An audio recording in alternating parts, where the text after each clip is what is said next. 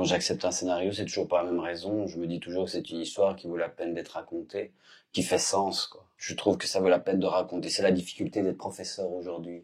We love cinema. Mal, c'est l'histoire d'un professeur dans une école secondaire dans le centre de Bruxelles qui, en fait, est confronté à une forme de radicalité de la part de ses étudiants, pour une raison même assez simple, c'est qu'elle propose à un moment d'étudier un poète arabe, qui est un poète, je ne me souviens plus maintenant exactement de quel siècle, mais je pense du 8e siècle ou du 9e siècle. Donc elle va se confronter à...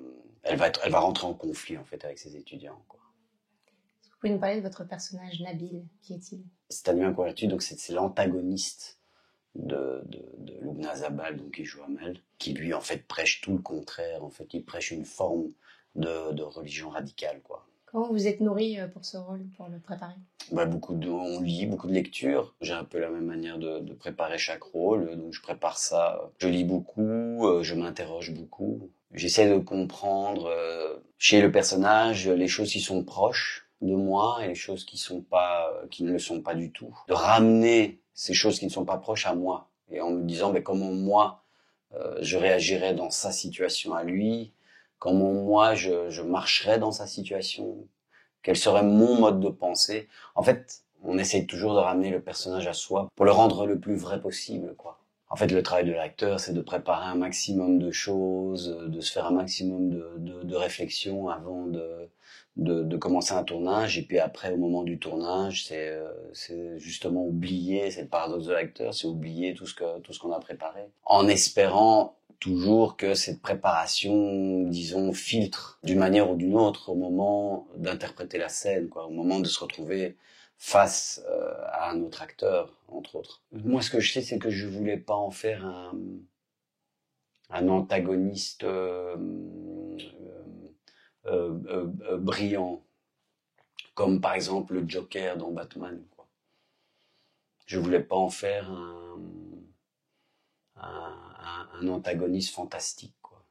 Paradoxalement, j'ai essayé de le rendre le plus commun possible pour justement rendre l'histoire plus crédible et donc la rendre paradoxalement plus évidente et plus éclatante aux yeux du public, pour que cette confrontation avec le personnage principal par son côté cru soit encore plus dense. Maintenant, les choses étaient rendues quand même nettement plus faciles du fait que, encore un autre paradoxe, c'est que Lubna, c'est quand même une vieille amie. On était en classe au conservatoire ensemble. Donc ça facilite beaucoup de choses de travailler avec quelqu'un qu'on connaît bien, quoi. Même quand c'est deux personnages qui sont sur deux planètes totalement différentes. Quand j'accepte un scénario, c'est toujours pour la même raison. Je me dis toujours que c'est une histoire qui vaut la peine d'être racontée, qui fait sens, quoi. Je trouve que ça vaut la peine de raconter. C'est la difficulté d'être professeur aujourd'hui. Parce que malheureusement, l'enseignement, et ça c'est pas nouveau, c'est quand même un secteur qui est souvent un peu maltraité par les pouvoirs publics, qui est souvent sous-financement. J'ai l'impression, de par mes lectures, que c'est encore plus difficile aujourd'hui. Autant avant, le rapport avec l'étudiant pouvait être compliqué, autant aujourd'hui, il y a non seulement le rapport qui est compliqué avec l'étudiant, mais aussi avec les parents, par exemple. Ce qui touche le plus, c'est de voir que le film suscite beaucoup d'émotions chez les spectateurs, quoi. Les gens sont énormément touchés par l'histoire. Ils en ressortent pas indemnes, quoi. La thématique, forcément, touche les gens, mais aussi les personnages, la manière dont l'histoire est construite. Les gens adhèrent, en fait. En tout cas, le public adhère à l'histoire. Et puis, comme je disais, le film, apparemment, suscite beaucoup d'émotions et beaucoup de questionnements. Les gens, après les séances, ont envie d'en parler. C'est rare de voir autant de gens qui restent par exemple, pour des questions-réponses après une projection, quoi. Est-ce qu'on se sent une responsabilité ou peut-être une pression particulière quand on aborde des thématiques comme ça? Bien sûr, on sent une responsabilité parce que on se doit d'être complexe, on se doit d'être subtil. C'est presque une obligation. C'est un paradoxe parce que autant on ne joue pas la subtilité, ça se joue pas, autant on espère être traversé par une forme de subtilité au moment de jouer la scène. On ne peut pas caricaturer.